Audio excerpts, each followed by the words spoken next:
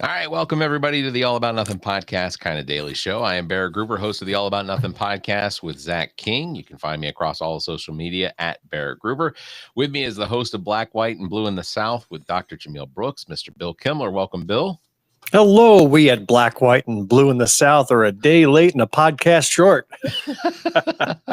Y'all can follow Bill across all social media at Political Bill SC. If you want to participate in the show, you can chat with us on YouTube, Twitch, or Facebook. You can find links at the top of our webpage at theallaboutnothing.com. Please follow and subscribe wherever you're listening to us. I guess we'll get started. How are you? Do we really have people participate on the show? I mean, how often does that happen? On occasion. Don't badmouth those five or the opening. Two Come people. On. I mean, okay, that's fair. Yeah, that's fair.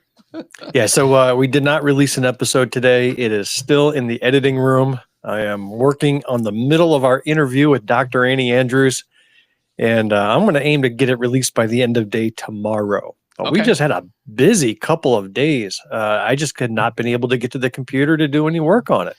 Yeah, you all traveled down here to Columbia yesterday for the big. We did. Didn't see Jermaine you, Johnson but we were there. You're too busy getting me. strikes and spares.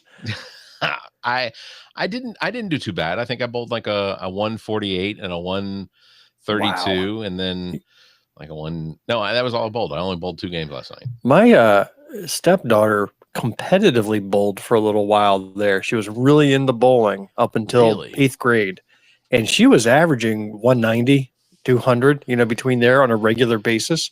Part of a team that would compete. She got a little bit of a scholarship from Pepsi for winning or placing second in a statewide tournament. That's amazing. And then she just lost interest. And she's in high school now. She plays volleyball.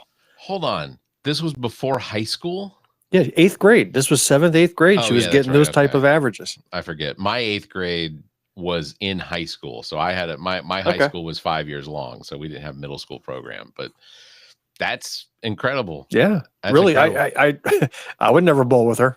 I did not want to be, look that bad in front of somebody who was, half my size and a third of my weight, and she's out there getting turkeys left and right. Yeah, it's like, no, thank you. I don't need that embarrassment. That's completely fair. We should not allow women to play men's sports. I am adamantly against that. Hold on, because they make us look bad. You identified bowling as a sport. Why would you do Was that my mistake? That was a huge mistake. Real quick, I want to remind everybody, Priest Jacobs, host of the Priest Jacob podcast. Next SoulHAUS Session with Priest Jacobs is on November 19th at the University of South Carolina Koger Center for the Arts. Doors open at 5 o'clock. He'll be spinning vinyl 6 o'clock. Discussion begins with renowned author DéLana Dameron. Information can be found by visiting the show notes or following Preach on Instagram at Preach Jacobs. So anyway, got that out of the way. Sorry, Bill. Tried to make it quick for you. You did fine. I barely heard it. That's fair.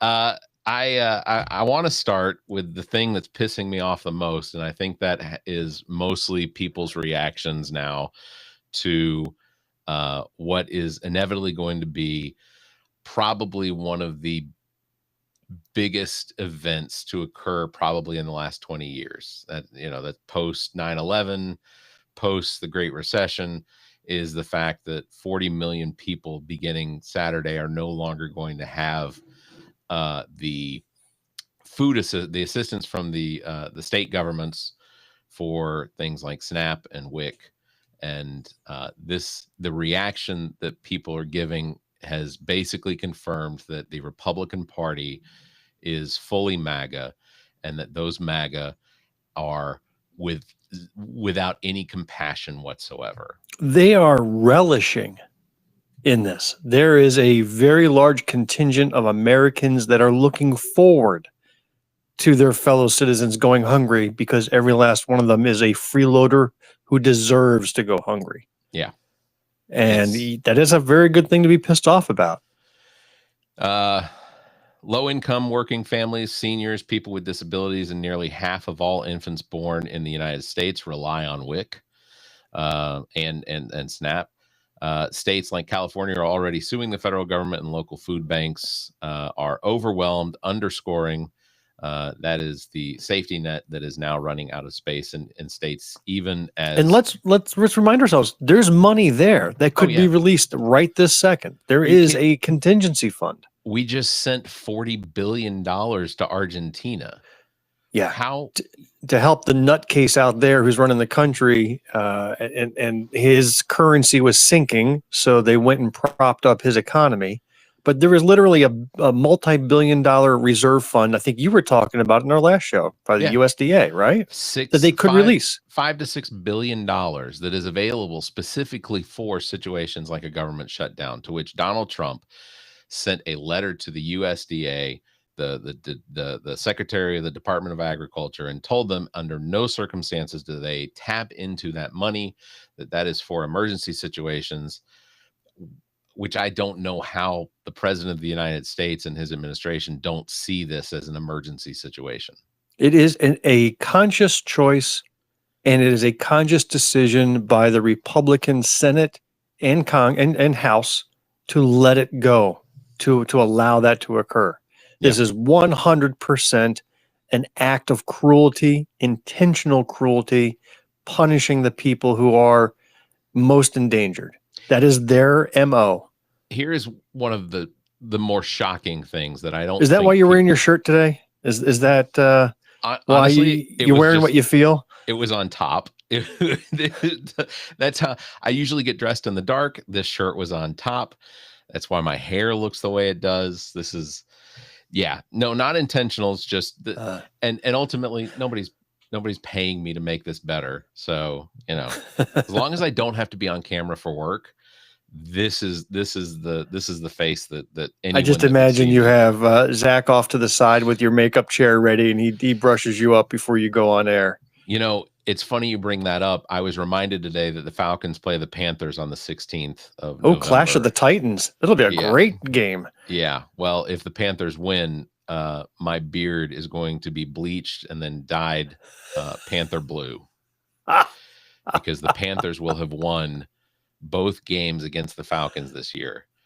And I'm contemplating whether or not I need to go to that game to impact its outcome as much as possible. Even down to streaking across the field and taking Bryce Young out myself. Okay, I got a situation question for you. Sure. You got free tickets to go to that game, but then you realize it's your wife's birthday. What do you do? Ironically, that game and my wife's birthday are only about a week apart. Okay. But in that situation, if I'm gosh, I think she'd let me go. I think she I suspect she would let me go to that game. Oh, I thought she would let you go as a husband. That might be on the table anyway. Because I had that situation happen to me this week. Really? Yeah, I had a friend in town that scored tickets to go see Rush up in Charlotte. Okay. In November. And, this is their surprise announcement 50th anniversary tour out of nowhere. Right. Nobody expected to see them live again. And they got a new drummer, and she looks fantastic. And it just looks like it's going to be an amazing show. And friend got tickets, and I realized the date was my wife's birthday. And I texted her. I said, "Hey there, would you like to go see some Bill music live on your birthday?" She's like, "Nope." First of all, thank you. For anyone that isn't a fan of Rush and that you wouldn't automatically assume they'd want to go. So, because I think there are two different people in this world. There are people that are like, Rush is a great jam band that I want to see.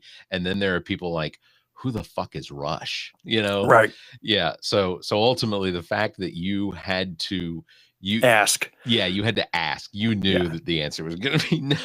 I know. Great. So I had to give up those tickets, and they went elsewhere. And so I said, no, I have seen Rush a couple of times already in the past. So I feel like, all right, I got to see them. Yeah. And this wasn't a critical moment in my life where I had to have this one and only chance. So wife's birthday it is.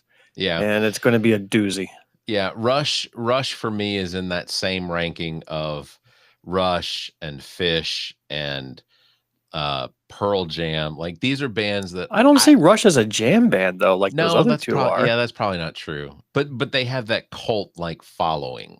Yeah. Like that's I guess that's sort of the niche. The very first album I ever owned in my life was a Rush album, given to me as a gift by my aunt and uncle, and I was maybe 4th, 5th grade.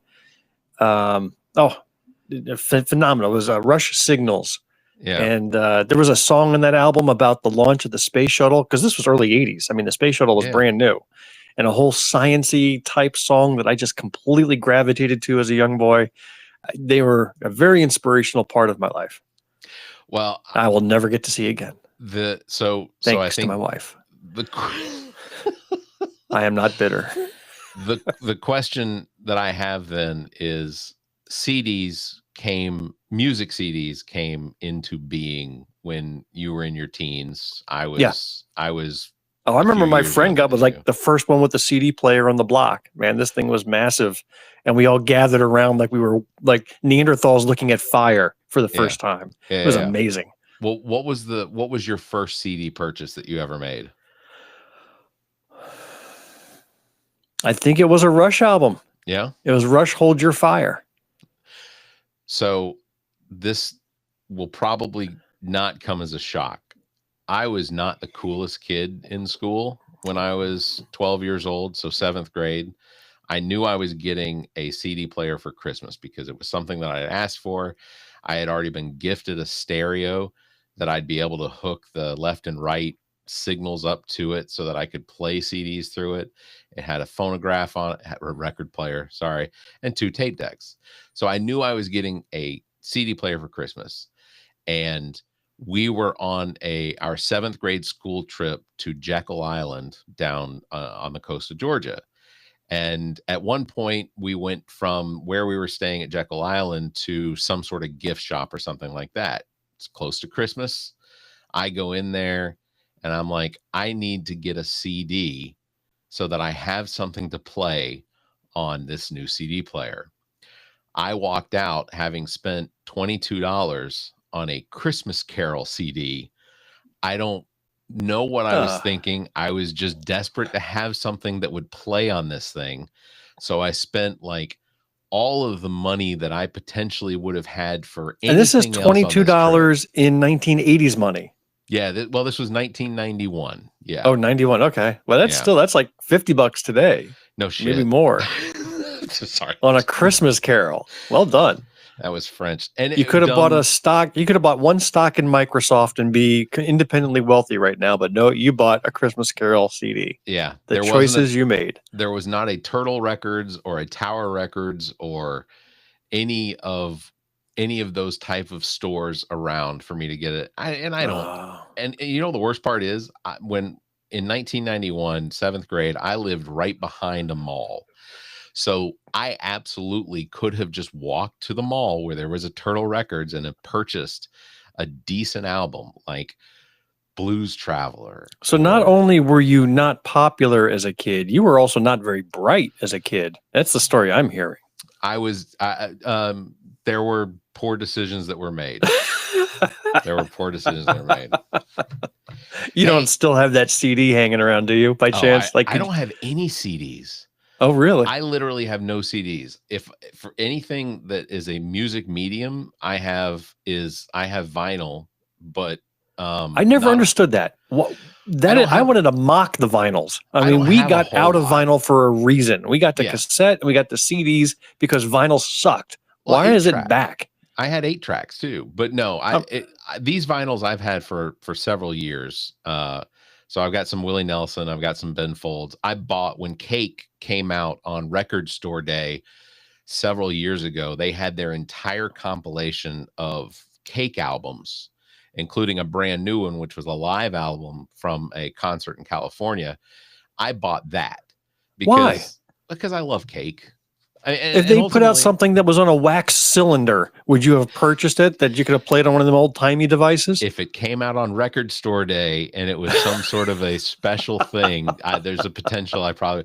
If Cake was selling candles right now, I would do it to support the band. Were you old enough or young enough when they would actually publish little playable records on the back of cereal boxes? Oh, yeah. Yeah. You remember that, right? Yeah. You could, McDonald's sometimes. That was cool. McDonald's would have, but it was always like, like I think McDonald's, I don't remember what song it was, but it was like a 1960s rock song or something. But it was just a little bitty disc, and it had like maybe one song per side. Yeah.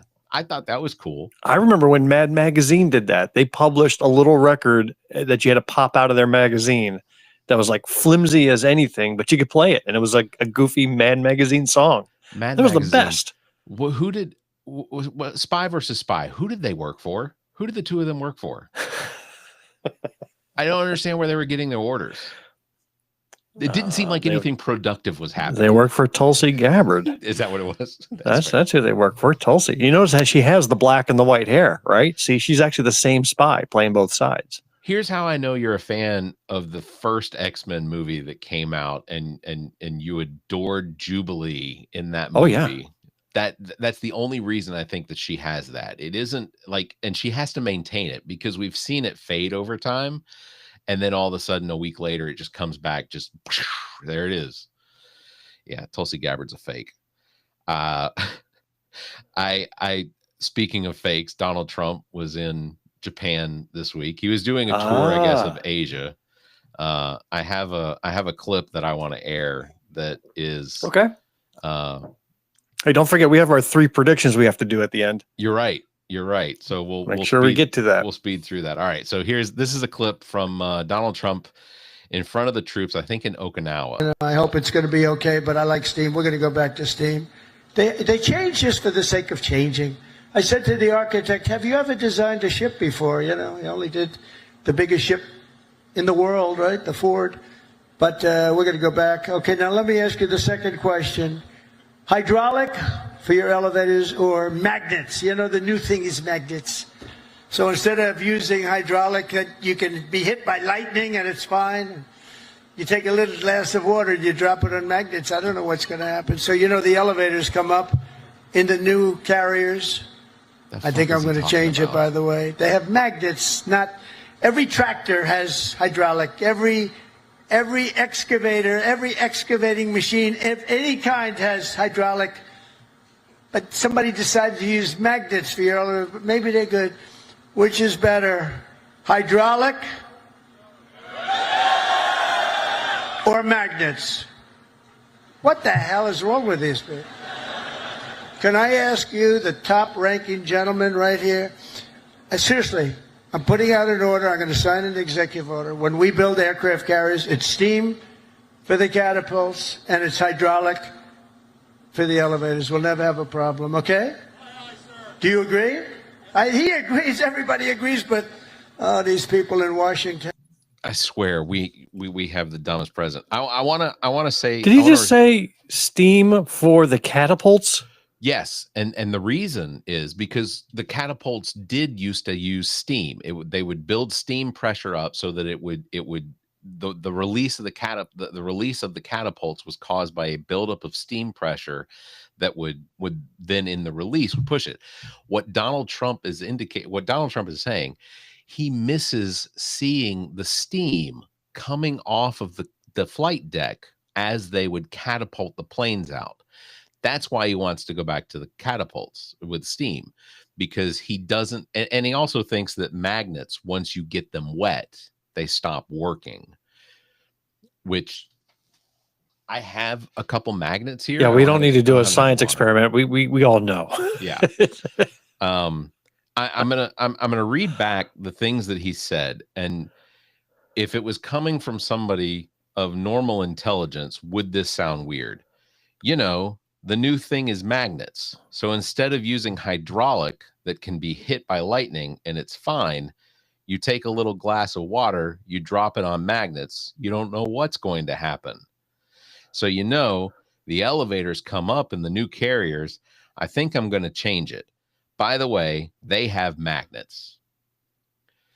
This is the President of the United States speaking to a crowd of sailors in the Navy and Marines that are mechanics and engineers and enlisted men that count on these things to work. The reason that the U.S. Navy in the larger, newer ships switched to magnets is because magnets are easier to maintain, they cost less, they also are more precise in movements, and you can count on them to work every time, where when you have pressure of steam build up in a capsule that is then intended to explode out, there's not as much control over it. Well, think about where he is. He is in Japan, right? Right. And he must have seen the maglev trains that they have there that go 1,000 miles an hour floating on magnets. Right. And he wants to bring steam-powered trains back to the United States. That is the perfect analogy between modern society and the conservative, let's make America great again, as in back in the steam age. And that's where we're headed. We're burning coal again, remember? Yeah. We're burning more coal than ever before, right? Yeah. We love coal. And we're shutting down wind and water power and solar power. You know, we're shutting those down because it's Green New Deal crap. But we'll bring back coal. We'll bring back steam. We're going to be going back to the freaking Stone Age. I honestly miss the days when dementia patients would just be angry about not remembering someone's name or what day it was or whether or not they could drink milk. Like that's where we're at. That's where we're at. Texas is suing Johnson & Johnson over Tylenol and it's linked to autism. I missed that one. Wow. Texas Attorney General Ken Paxton. Yeah. Announced that he is suing the makers of Tylenol, claiming the company failed to warn consumers about the risks of taking the drug while pregnant. Paxton filed a lawsuit against the pharmaceutical giant Johnson & Johnson and its spinoff company, Kenvue, claiming the companies willfully ignored and attempted to silence the science.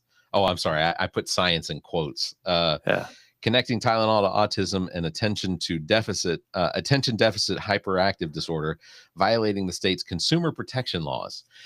I just have to say this. I was today years old when I found out that Texas has consumer protection laws. That's insane to me. This is a state that relies on its population decline specifically because there are no consumer protection laws. Like, this is a state that goes out of its way to say that anything, go big or go home, Right. The likelihood is the lawsuit will die in discovery because Texas will be required to provide evidence that this science connecting Tylenol to autism actually exists. I don't know.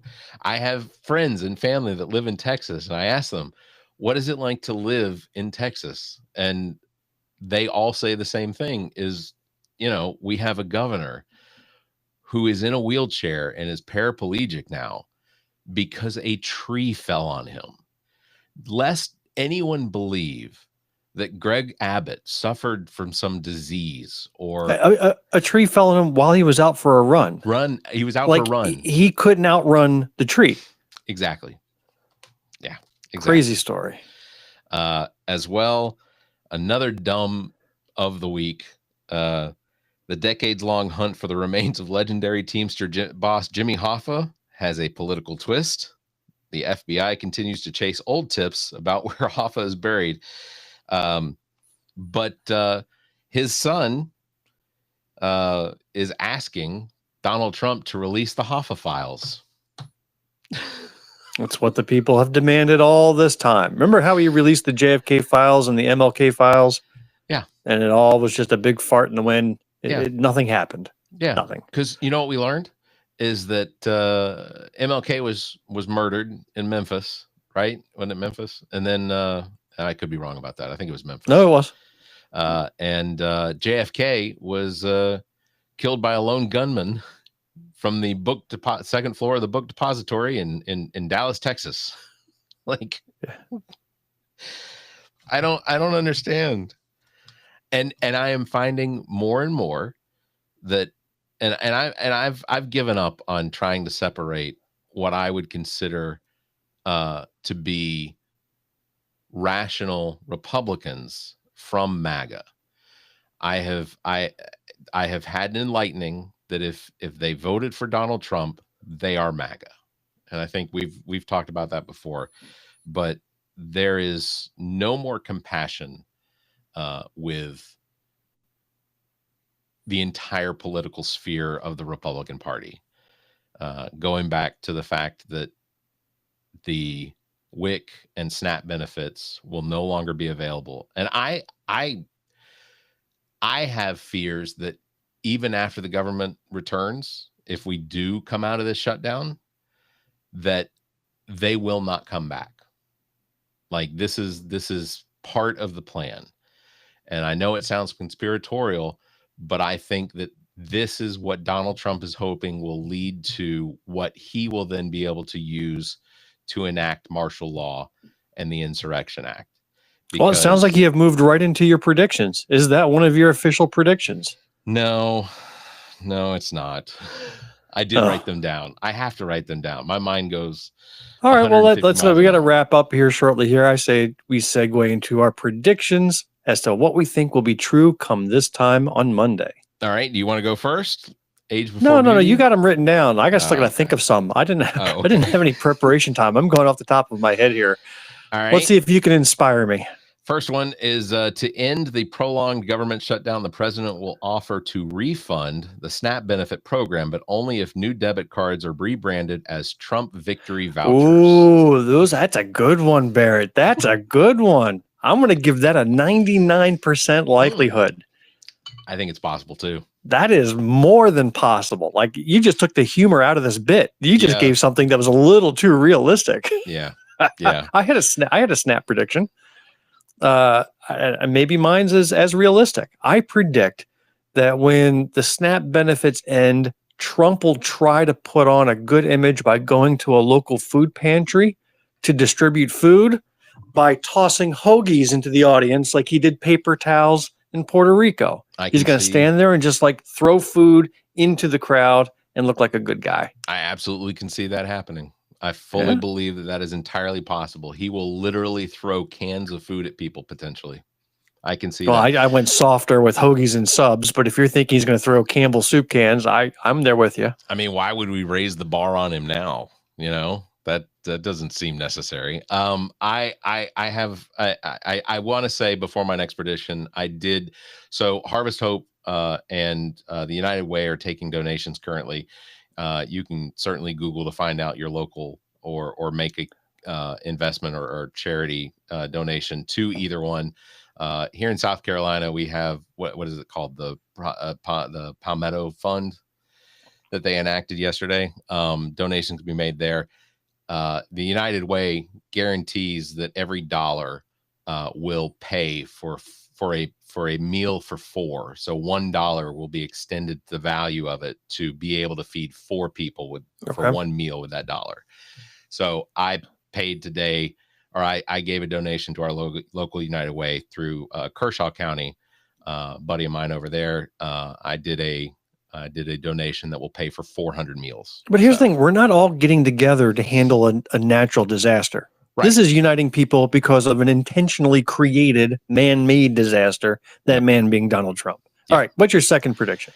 New executive order will be leaked next week, instructing all federal agencies that eliminated the elimination of bureaucrat must be directed proportionally to the number of likes a president's corresponding True Social post has. You want me to say it again?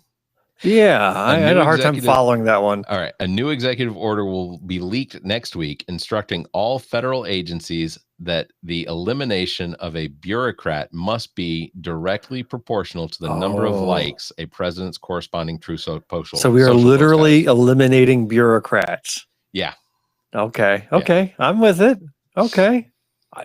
I may have to get a Truth Social account and log in and like some of his posts to see that happen. I can get on board with that. He has said before that he thinks that having a, what did he call it? A social credit is, because that's something that they've been doing in China, is that in China there you have social credits.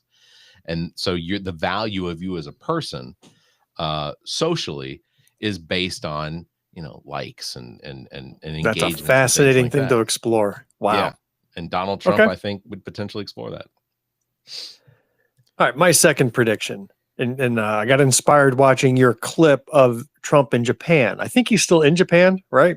Or maybe he's on his way home. Yeah, he might be. But I predict news will leak that Trump, and you know that Japan has a new prime minister, their first woman prime minister ever. He got very handsy with her. That Trump made some sort of off-the-cuff, inappropriate joke trying to be funny where he mentioned happy endings. I absolutely could see that. I think he's just trying to be goofy, and he looked at her and said, "Oh, this was a great trip. Never have I had such a happy ending," or something along those lines. Gosh. I could see him doing that. Yeah, I could see him doing that too. All right. My last one, Secretary of War Pete Hegseth, and I'm calling it War. Oh, okay. For the joke, will announce a new mandatory department-wide warrior ethos physical fitness test that consists solely of a timed competition to see which general can successfully break a beer bottle over his own head. Wow. Wow. The standards are being elevated right in front of our eyes. Yes. All right, my final prediction. This is a good one. I predict that next Monday in our show, you will actually ask me about my trip to see Dr. Jermaine Johnson announce his gubernatorial candidacy. That's rough. Something that's very relevant that I thought we were going to talk about today. I just want you to know I had in my notes to ask you if you had seen Welcome to Derry yet, if you'd watched the first episode. No, it's not part of this. It's not part of my schedule. I've got it. I've downloaded it. But I won't watch it for maybe another 3 years when I finally get to it. I'm very disappointed that I'm not going to be able to talk to you about that, because you will in 3 years. In November of 2028, as I got to get through it. I got to get through the TV series, the 2 movies, and there's even a Hindi show. I don't know if you know this. There was a 46 episode TV series that aired in India in Hindi called Woh, W-O-H, but it's about a killer clown that attacks kids in a neighborhood. It's a complete ripoff, complete 100% ripoff of the Stephen King It story, and I've got it, and I'm going to watch it. There's no subtitles, so I don't even know what the hell they're going to be saying, but I'm going to be watching this show, and we'll talk about it when that day comes. Well, but I'm guessing you liked it. I've been hearing some good reviews. I thought it, like, if you were a fan of the latest movies, yes, I think that it absolutely flows very well into continuing a story. If you're a fan of the book, the horror is fantastic. Great. It's fantastic. Well, that's good to hear. But yeah, no, I do want to hear about meeting with Jermaine Jackson. Jermaine Johnson? Did you get an opportunity? Now, was this an interview situation or? No, it was his announcement. It was at the State House. They took it indoors because of the rain. Yeah. And so we're there in the lobby, essentially. And the camera crews were all there. Lots of media were there. And I was literally 5 feet away from the podium when he gave his announcement speech. And it was a packed room. It was a great energy. He did a fantastic job kicking it off. And I'll tell you all about it. Well, I will end it with this, that and kudos to some of the people commenting in some of the news releases about Dr. Jermaine Johnson announcing his candidacy. One person commented and said, "Who is this guy? I've never heard of him before." The comment underneath that was, shame on you for not knowing who your House of Representatives are. Not like, what a dumb question to ask. Yeah. Like, all that does is it just points to your absolute ignorance. That's amazing. It's amazing. Well, I guess that's going to wrap it up. Bill, I hope you have a really good weekend. And I look forward to the release of the episode with Dr. Annie Andrews. That'll be fun. Is this the one where you interview the guy about the book about Trump and Aaron Burr? Is that this one? We have that as a bonus part of our show. Yes. All right. Well, that's going to wrap it up for this episode. In fact, we just asked Annie Andrews a lot of questions about Aaron Burr. That was what the interview was. And she didn't have any really good answers. I'll be honest. That was very disappointing. She didn't know her Aaron Burr history. I cannot even imagine what type of person has that knowledge just sitting at their hands. But I will say she did read some very passionate love poems about Henry McMaster. That was really interesting when she just cracked that out of nowhere. I didn't expect that. I had a conversation with a guy last night that I never would have thought before, but could potentially be another one of those people that would write love letters to Henry McMaster. Wow. Wow.